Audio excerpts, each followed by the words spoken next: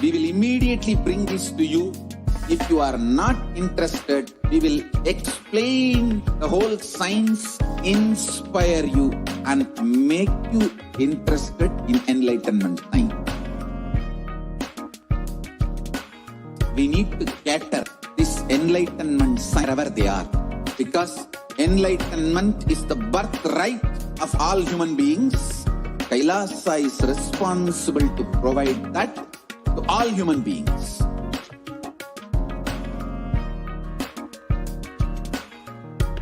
Kailasa is the totality of the knowledge I received from my gurus and practice manifested in my life, perfected by teaching millions of people from all.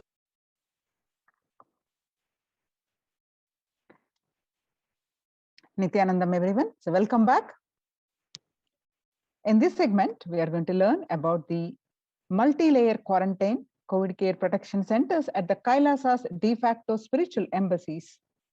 With the blessings of the Supreme Pontiff of Hinduism, Jagat Guru Mahasannidhanam, His Divine Holiness Bhagwan Nithyananda Paramashivam blessings.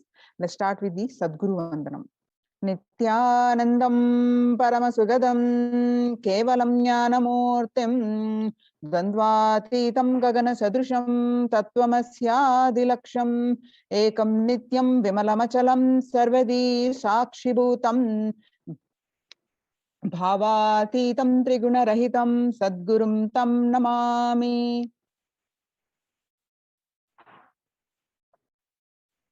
So what we learn from this segment today concerning statistics on mental health and global peace across the world due to COVID-19 pandemic. What are the Supreme Pontiff of Hinduism and Kailasa's contributions? Why temple-based ecosystems and Kailasa's COVID care protection centers? Some glimpses, and UN recognizes Kailasa's contributions and join Kailasa's COVID care protection centers. Coming to concerning statistics related to the COVID care, COVID-19 situation, the World Health Organization makes a big statement about Delta variant of COVID-19. The World Health Organization on Tuesday said that the Delta variant of coronavirus has elbowed out all the 3 other COVID-19 variants of concern that now represent a tiny fraction of the samples which are being sequenced. Less than 1% of alpha, beta, and gamma are currently circulating. It's really predominantly Delta around the world, said who's technical lead on COVID-19, Maria Van Kerkhove. The Delta variant, which was first detected in India last year, has become more fit and it is more transmittable and it is out competing. It is replacing the other viruses that are circulating. She said and added that the variant has been detected in more than 185 countries till date. COVID-19 has now killed more Americans than the influenza pandemic of 1918 and 1919. The coronavirus pandemic has now killed more Americans than the 1919 influenza pandemic did.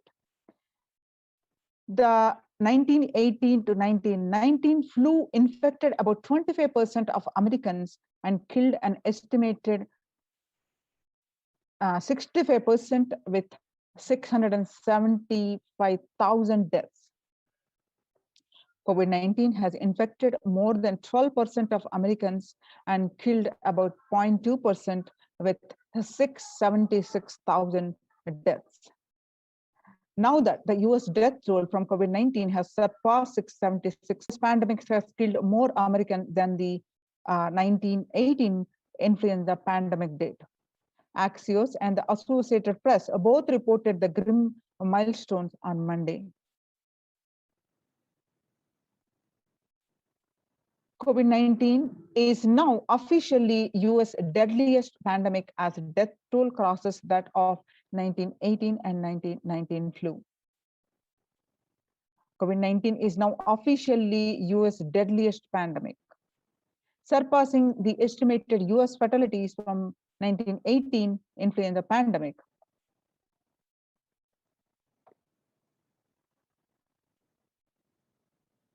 People infected with alpha variant enhances 100 times more virus into the air than original COVID strain, according to a study. The University of Maryland researchers suggested that the need for better ventilation and tight fitting masks, in addition to widespread vaccination, to help stop spread of the virus. The findings showed that the amount of virus in the air coming from alpha variant infections was much more, 18 times more than could be by the increased amounts of virus in nasal swabs and saliva. These major increases in airborne virus from alpha infections occurred before the Delta variant arrived and indicate that the virus is evolving to be better at traveling through the air. We know that the Delta variant circulating now is even more contagious than the Alpha variant. Our research indicates that the variants just keep getting better at traveling through the air. So we must provide a better ventilation and wear tight fitting masks in addition to vaccination to help stop a spread of the virus, said Dr. Don Milton, professor of environmental health at the University of School of Public Health.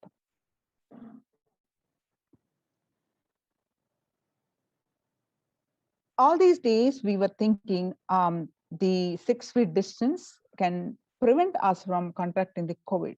But now we have come to a situation because of the airborne or other situations that 6 feet distance may not be enough to prevent viral transmission indoors. According to a study in Washington, the physical distancing of 2 meters, about 6 feet, 6.5 feet, may not be enough to sufficiently prevent transmission of virus carrying airborne aerosols indoors, according to a study. The result published in the journal Sustainable Cities and Society suggests that the physical distance alone is not enough to prevent human exposure to exhaled aerosols and should be implemented with other control strategies such as masking and adequate ventilation. The researchers examined 3 factors: the amount and rate of air ventilated through a space, the indoor airflow pattern associated with the different ventilation strategies, and the aerosol emission mode of breathing versus talking. They also compared transport of tracer gas typically employed to test leaks in the airtight systems and human respiratory aerosols ranging in size from 1 to 10 micrometers. Aerosols in this range can carry SARS-CoV-2, the virus that causes the COVID-19. COVID-19 Delta variant still most concerning, says the World Health Organization experts. Even with the emergence of the new COVID-19 variant, the Delta strain remains the top concern globally, appearing to outcompete others, senior officials with the World Health Organization said recently. I think the Delta variant for me is one that's most concerning because of the increased transmittability, said Dr. Maria Vanker-Kove, the agency's technical lead for COVID-19, speaking during an online question and answer session. It is doubly transmittable compared to the ancestral strain, which means that it can spread more people.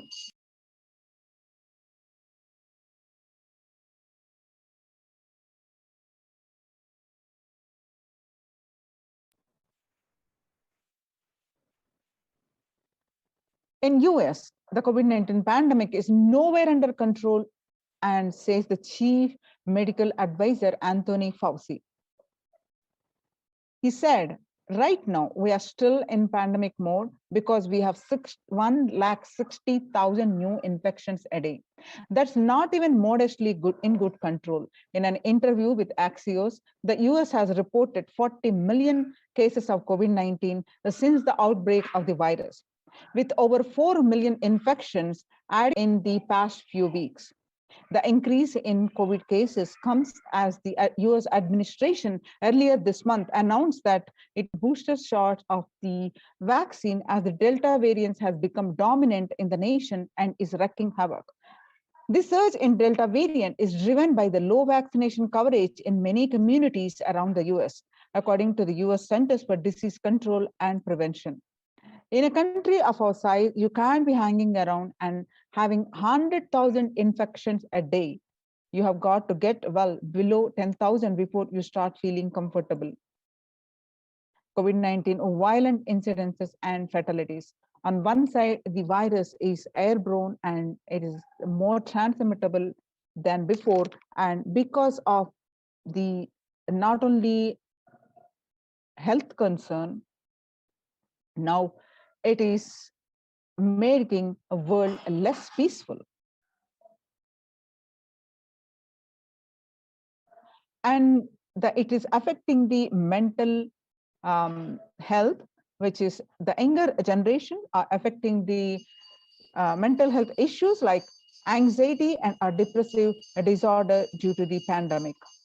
And the average share of the adults reporting symptoms of anxiety and or depressive disorder, January to June, which was a 6 months period, what it was 11%, now it is rose up to 41%.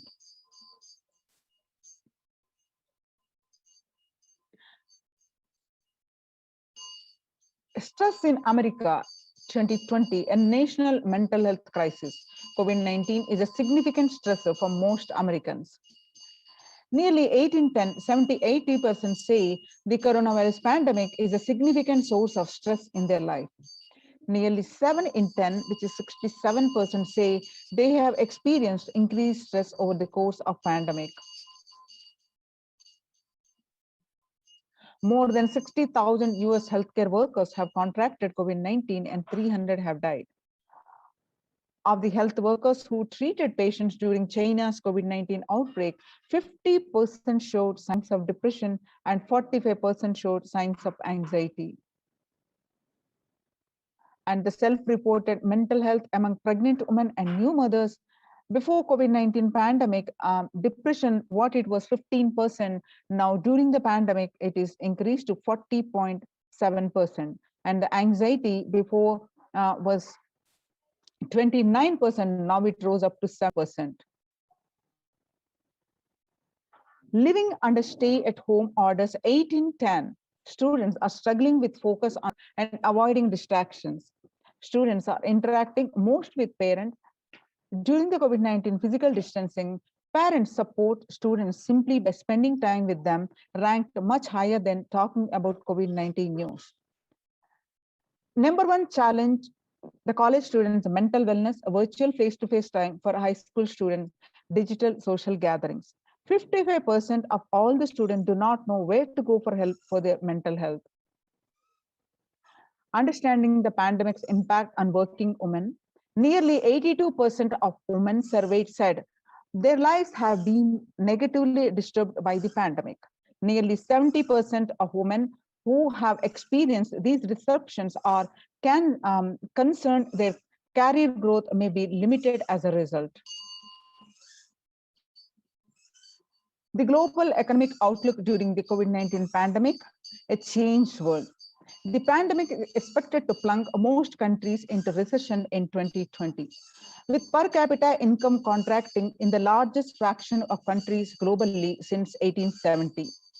The COVID-19 recession has seen the fastest, steepest downgrades in consensus growth projections among all global recessions since 1990. Most countries are expected to face recessions in 2020.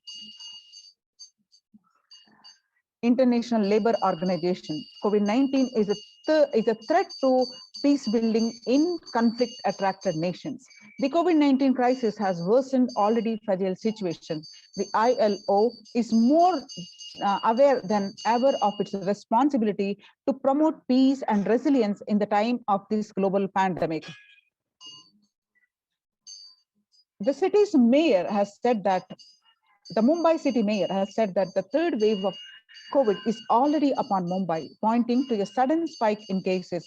The third wave of COVID-19 not coming, it's here, said the Kishori Padnekar, adding that the announcement to remain in their home, the 10 people and have them